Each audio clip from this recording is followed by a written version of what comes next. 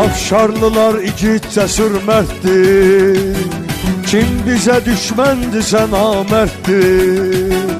Zalimlərə varlığımız dərddir, məzlumlara çəkdiyimiz ahdır.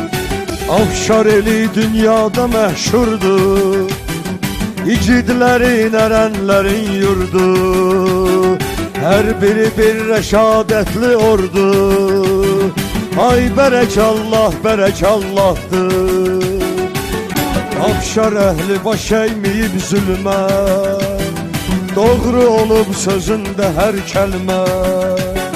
Qarabağın uğrunda gedib ölmə, vətən müqəddəsli qibləgahdır. Gürcüstanda, Azərbaycanda, Türkiyə, Qıbrısda, Pakistanda, Nadir Şahın nəvələri hər yanda, bir-birinə doğmadı həmrah.